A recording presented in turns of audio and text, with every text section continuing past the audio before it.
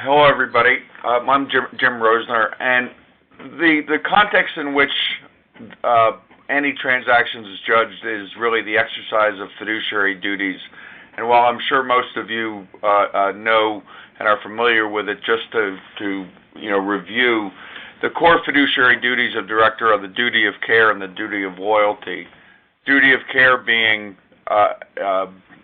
being informed, exercising good judgment.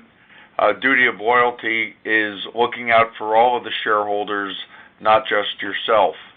And the directors owe a fiduciary duty to all of the shareholders, and especially in situations where controlling shareholders appoint those directors, even though they may be appointed by a private equity fund or a majority-owned owning corporation. Those directors still nevertheless owe a fiduciary duty to everyone, including the minority shareholders. We're going to set the context of fiduciary duty in an example, and it's a real-life example of a deal, and we'll talk about some other variants of both that deal and some other deals as we go through the slides. But in a deal not too long ago where I was actually a lead director as opposed to an advisor to the company, the 63% shareholder essentially came to us and said, "We're going to take you private." 37% of the company was held by the public, and we're going to take you private at $7 a share, and you have one choice, and that is effectively to say yes.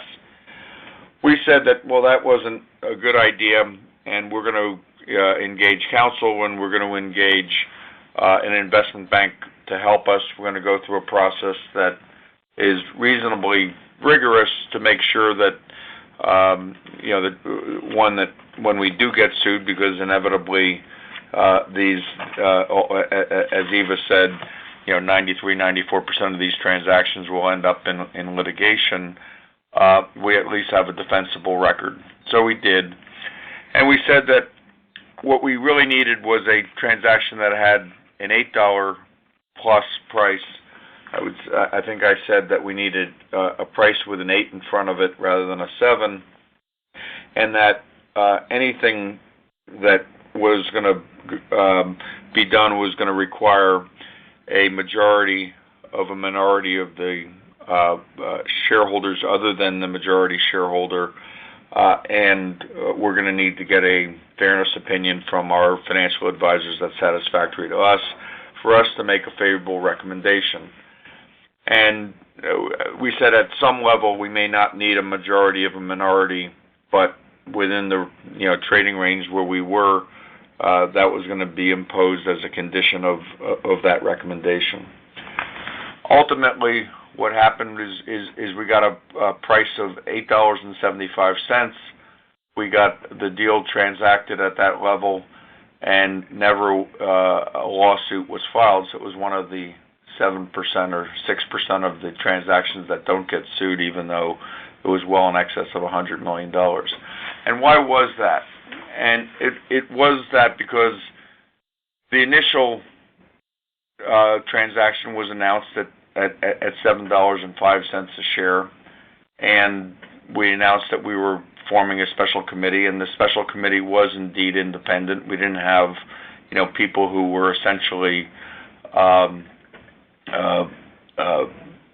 just appointed by the majority because they're friends or business relationships or have some other kind of independent relationship with the majority. And the board has the power to approve that transaction, even if it's intended solely to put control in the majority shareholder to let it take private. And there's plenty of Delaware case law that would support that, starting with Weinberger.